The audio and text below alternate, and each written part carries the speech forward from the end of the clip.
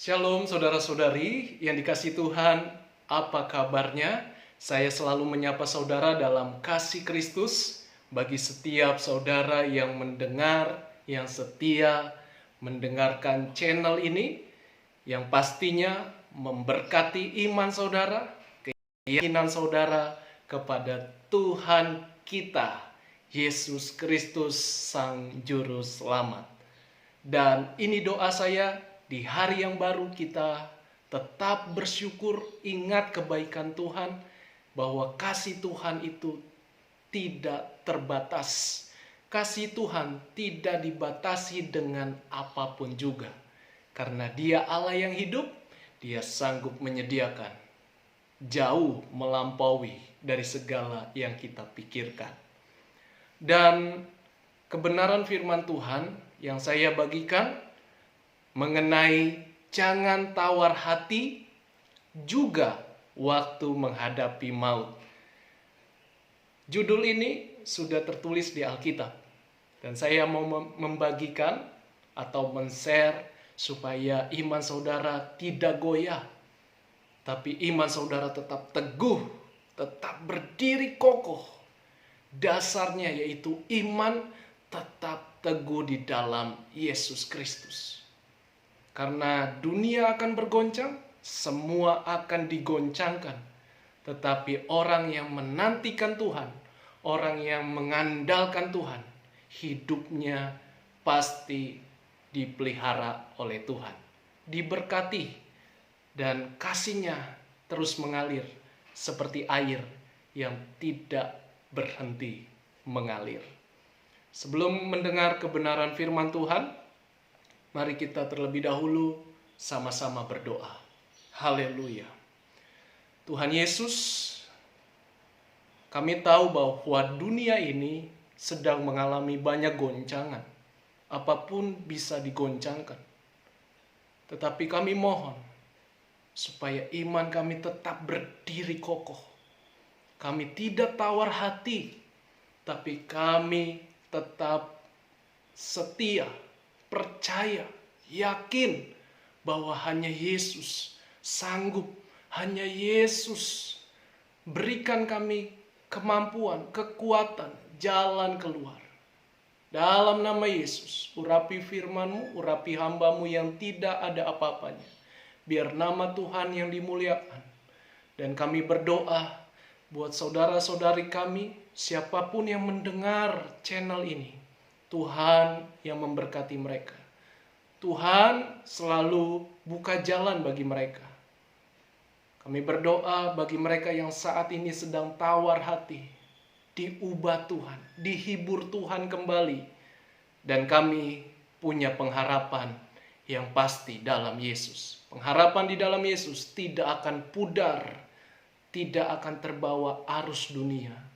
Pengharapan Yesus, pengharapan di dalam Yesus selalu indah, selalu pasti, selalu ada jawaban. Terima kasih Tuhan. Dalam nama Yesus. Haleluya. Amin. Mari saudara, saya bacakan. Saudara boleh buka Alkitab dimanapun saudara berada. Bisa dari handphone, tab, atau Alkitab seperti saya. Buka di dalam kitab 2 Korintus pasal yang keempat, ayat 16 sampai 18. Sekalipun ayat ini sering kita dengar, tapi saya percaya ada nilai-nilai ilahi, ada berkat-berkat Tuhan yang dunia tidak miliki. Salah satunya adalah pengharapan. Dunia saat ini sedang mengalami ketakutan. Orang-orang dunia mengalami ketakutan yang besar. Tapi anak-anak Tuhan ada pengharapan selalu. Karena Yesus, Allah yang kita sembah, tidak meninggalkan kita. Sekalipun kita tidak bisa melihat dengan mata kita, tapi kita percaya Yesus selalu senantiasa menjaga kita. 2 Korintus 4 ayat 16. Perikop atau judulnya adalah jangan tawar hati juga waktu menghadapi maut. Sebab itu kami tidak tawar hati. Rasul Paulus kepada jemaat di Korintus, bahkan juga saya percaya banyak anak-anak Tuhan di kota Korintus, dan Paulus mendapatkan ilham, hikmatnya Roh Allah. Dan dia berkata bahwa ketika kita mengenal Allah, ketika kita mengenal Sang Juru Selamat, bukan berarti hidup kita nyaman, tenang, tidak ada beban, tidak ada masalah. Tetapi sebaliknya, ketika kita hidup di dalam Kristus, bahwa dunia atau yang dikuasai oleh roh-roh jahat akan berusaha menarik manusia supaya rusak, supaya manusia hilang pengharapan, supaya manusia meninggalkan Tuhan, Sang Juru Selamat itu. Dan dikatakan sebab itu kami tidak tawar hati. Berarti ada sesuatu yang penting, di mana Rasul Paulus juga menghadapi berbagai macam tekanan, berbagai macam tantangan. Kalau kita baca di pasal sebelumnya, dikatakan di sini, di pasal 4 ayat yang ke-9, kami dianiaya, namun tidak ditinggalkan sendirian. Kami dihempaskan, namun tidak binasa. Saya mundur lagi di ayat 8. Dalam segala hal kami ditindas, namun tidak terjepit. Kami habis akal, namun tidak putus asa. Berarti Rasul Paulus pun menghadapi maut, penderitaan, aniaya, kesengsaraan, tetapi tidak putus asa. Sebab apa? Karena dia menyadari bahwa ada Kristus yang menguatkan, ada Roh Allah yang menguatkan. Demikian saudara yang setia mendengarkan firman Tuhan, masih ada Tuhan, masih ada Roh Kudus yang selalu senantiasa menguatkan saudara menghadapi berbagai macam pergumulan. Tetaplah miliki komitmen, tetap teguh dalam Tuhan. Lewat doa saudara, hubungan saudara dengan Tuhan. Jangan tawar hati sekalipun belum ada perubahan. Dikatakan selanjutnya, tetapi meskipun manusia lahiria kami semakin merosot, namun manusia batinia kami dibaharui dari sehari ke sehari. Ada dua hal penting yang ditekankan oleh Rasul Paulus. Manusia jasmani kita semakin usia, semakin tidak berdaya. Memang baik olahraga, perlu olahraga, tetapi bukanlah jaminan olahraga. Karena manusia semakin bertambah usia, maka daya tahan tubuh semakin berkurang, semakin lemah. Tetapi yang paling penting, manusia roh saudara. Karena di dalam tubuh ini ada roh, yaitu manusia. Roh kita masih hidup, masih bisa bernapas, masih bisa melihat, masih bisa beraktivitas. Roh kita ini yang harus punya keintiman, hubungan dengan Tuhan. Jangan sampai terpisah. Iman saudara, jangan sampai terpisah dengan Tuhan. Penting sekali roh kita dibaharui. Lewat apa? Memuji, menyembah Tuhan. Berikan waktu untuk Tuhan. Dahulukan Tuhan dulu. Pentingin Tuhan dulu, baru pekerjaan kita, baru usaha kita. Mari kita dahulukan Tuhan dengan doa, permohonan, ucapan syukur.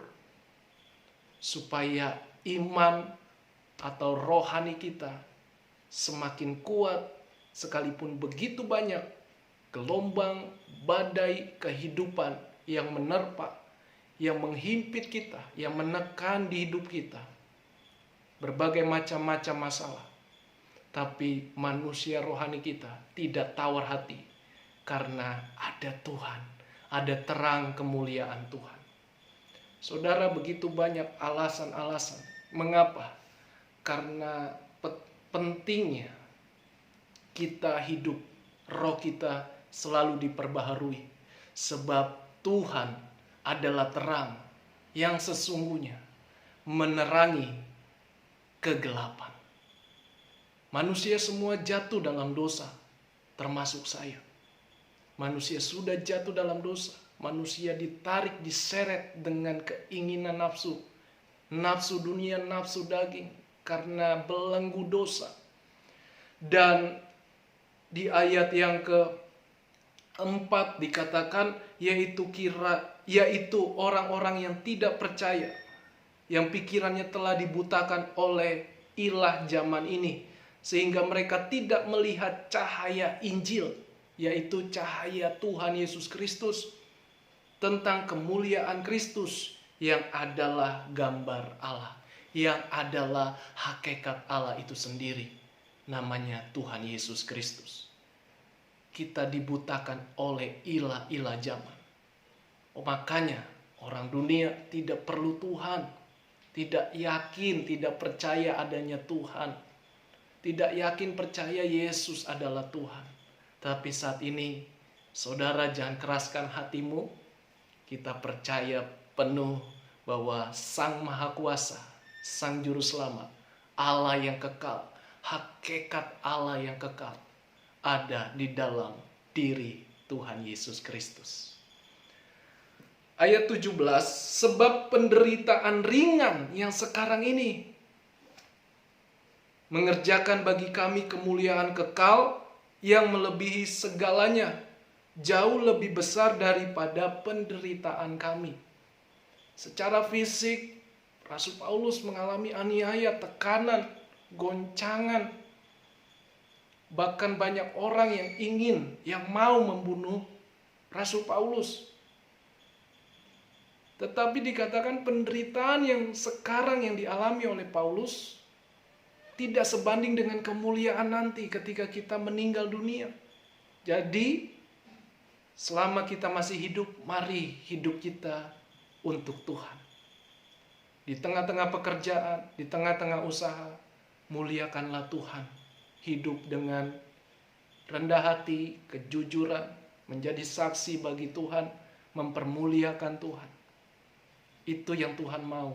Karena apapun selama kita ada di dunia ini, baik orang miskin, orang kaya, orang terkenal, orang hebat, bahkan raja statusnya, tetap punya pergumulan, tetap punya masalah hidup.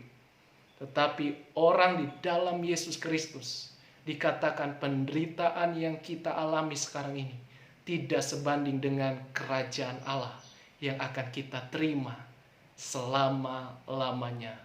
Tidak pernah berhenti, tidak ada waktunya, selama-lamanya, unlimited. Kejarlah itu, kejarlah kekekalan itu. Karena kita semua akan meninggal dunia. Kita hanya menunggu waktunya. Dan kita tidak tahu kapan Tuhan panggil. Tapi kita sudah siap. Karena kita hidup untuk melayani Tuhan, untuk mengasihi Tuhan.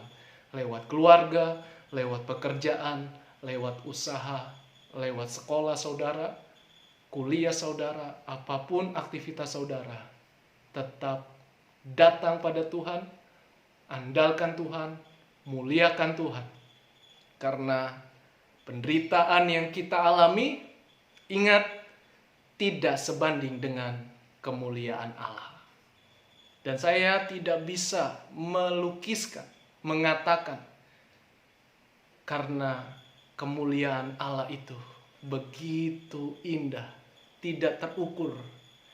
Kalau kita ada di dunia ini, kita melihat alam semesta yang begitu indah, ciptaan Tuhan yang begitu indah, di berbagai macam negara punya keunggulan masing-masing. Kita bangga melihatnya. Mata kita begitu terpancar kesenangan karena melihat keindahan alam.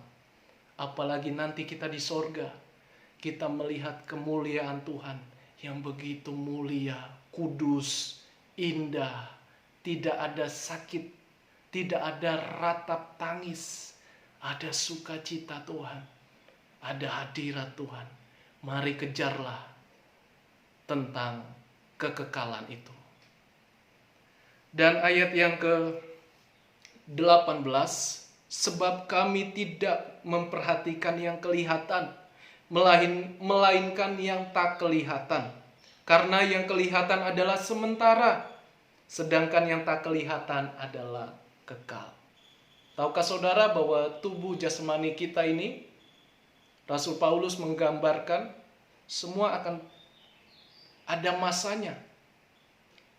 Kalau bahasa lain, ada kadar luasannya untuk barang atau makanan. Demikian juga manusia, ada masanya. Saat ini kuat, hebat, terkenal, keren, tapi belum tentu ke depannya. Karena akan ada masa, tetapi roh kita tetap diperbaharui dari sehari ke sehari. Mari saudara, ini yang Rasul Paulus ingatkan kepada kita, jangan hanya fokus hal-hal yang sementara ini, tapi tetap fokus kepada Allah, bukan mengabaikan hal-hal yang ada di dunia ini. Tetap jaga kesehatan, tetap jaga pola makan. Ya, Tuhan kasih kita hikmat, tetap jaga pergaulan. Jangan iri hati, jangan sirik dengan orang lain. Dan ingat, jangan hanya fokus hal-hal lahiriah, tapi fokus juga hal-hal kerajaan Allah yang kekal selama-lamanya. Ingat, kita hanya sementara di dunia ini. Hanya sementara. Berarti kita harus fokus kepada hal yang kekal.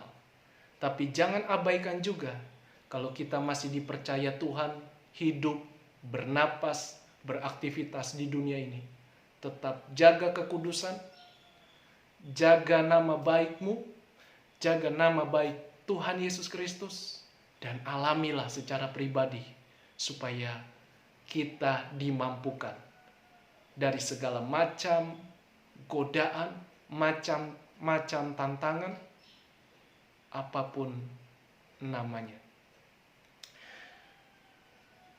Dan dikatakan bahwa melainkan yang tak kelihatan, karena yang kelihatan adalah sementara, sedangkan yang tak kelihatan adalah kekal. Yaitu jiwa-jiwa. Mari bersaksi buat orang lain, kabarkan kabar baik, Sang Juru Selamat. Bagian kita hanya menceritakan, bagian kita hanya mendoakan. Urusan dirinya, urusan pribadinya kepada Tuhan. Bagian kita jiwa-jiwa. Supaya mereka mengalami kasih Kristus di dunia ini.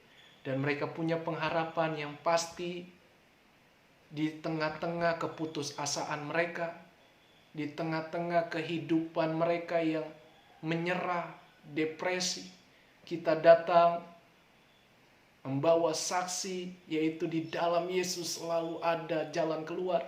Di dalam Yesus selalu harapan. Kita doakan dia. Saya percaya maka Roh Kudus, Roh Allah yang tanpa batas menghampiri kita, melawat dia, melawat jiwa-jiwa. Bagian kita mari kita lakukan. Fokus kita adalah kekekalan. Dan tidak mengabaikan yang ada selama kita masih bisa bernafas, masih hidup. Jangan gegabah, jangan sembrono, karena Tuhan kita, yaitu Tuhan mengasihi kita hikmat, akal budi yang melampaui kemampuan manusia. Itu saja yang saya bagikan. Saya percaya 3 ayat ini akan memberkati saudara, mengingatkan saudara bahwa manusia roh kita yang terus diperbaharui lewat doa, lewat pujian, penyembahan kepada Tuhan. Dengan hati yang tulus, apapun masalah kehidupan saudara, jangan putus asa, jangan langsung menyerah, Jangan pergi kepada dunia, kepada roh-roh kegelapan, dukun-dukun dan lain sebagainya. Jangan, saudara. Itu menyesatkan saudara. Itu membuat saudara makin menderita. Karena ingat, kuasa kegelapan, iblis menawarkan yang baik, tapi tidak gratis. Hanya menawarkan supaya kita tergoda dan kita masuk dalam perangkapnya. Contoh, saudara hidup dengan narkoba. Awalnya gratis, lama-lama saudara diikat. Dan saudara mengalami yang namanya sakau. Dan saudara harus mendapatkan narkoba lagi. Dengan cara apa? Mencuri, merusak, mengambil hak orang, membunuh bahkan. Maka dari itu, pikirkan matang-matang. Jangan tergoda, sekalipun tawarannya kelihatannya mengenakan diri kita. Hati-hati, tetap punya hubungan kepada Tuhan. Jangan sampai kita jauh dari Tuhan. Kalau kita sudah mengalami hati yang jauh dari Tuhan, saat ini Tuhan tetap membuka dan Dia menerima kita apa adanya. Asalkan kita jujur di hadapan Tuhan, hanya Tuhan yang tahu hati saudara, hanya Tuhan yang tahu kehidupan saudara. Dan saya yakin percaya bahwa orang yang mencari Tuhan, yang mendahului Tuhan, yang rela berkorban untuk Tuhan, yang berani bayar harga untuk Tuhan, Tuhan tidak akan mengabaikan saudara. Hal-hal kecil, hal-hal sepele, Tuhan tidak akan abaikan.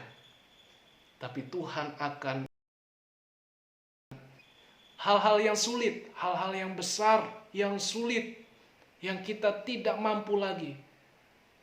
Tuhan pasti melakukan perkara yang besar. Tetap miliki keyakinanmu di dalam Yesus Kristus Tuhan. Datanglah dengan ketulusan hati, dengan kerendahan hati. Dan saya tutup dengan doa selalu. Mari kita berdoa. Tuhan Yesus, terima kasih buat firman-Mu.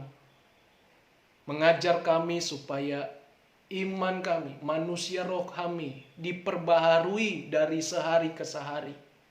Lewat hubungan kami, doa kami, permohonan kami, pujian dan penyembahan kami di hadapan Tuhan. Menjadi suatu dupa atau persembahan yang harum, yang berkenan kepada Tuhan.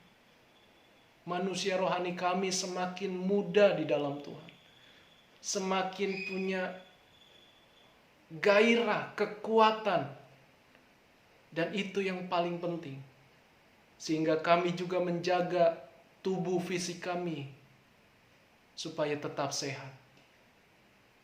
Tidak hanya fisik saja kami fokus, tetapi manusia rohani kami lemah. Tapi kami saat ini mau dibangun oleh kebenaran firman. Dasar iman kami adalah firman Tuhan. Manusia rohani kami harus terus terbangun. Punya intimasi, punya hubungan yang erat dengan Tuhan. Terima kasih Bapa. Berikan kami kekuatan, hikmat, melampaui dari segala-galanya, dari segala kemampuan manusia. Terima kasih Tuhan Yesus.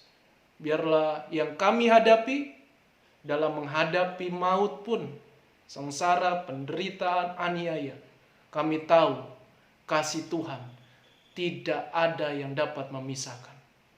Kami pasti mengalami kasih Tuhan, pemeliharaan Tuhan tanpa batas. Sekalipun kami mengalami aniaya, penderitaan, kesakitan, Yesus tidak meninggalkan kami.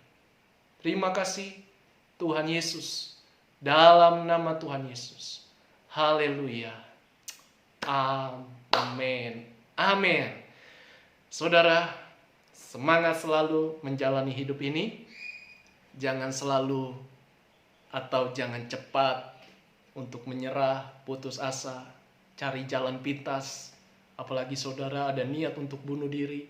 Jangan, itu bukan jalan keluar. Jalan keluar adalah iman saudara, keyakinan saudara. Itu yang Tuhan mau. Mari tetap melangkah. Mari ikuti petunjuk Tuhan, perkataan Tuhan. Taatilah bahwa firman ini hidup. Firman ini berkuasa. Perkataan Tuhan ini menyelamatkan kehidupan saudara, masa depan saudara, keluarga, apapun yang saudara lakukan.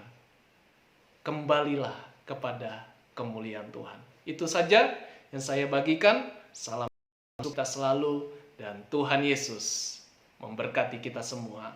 Shalom. Haleluya.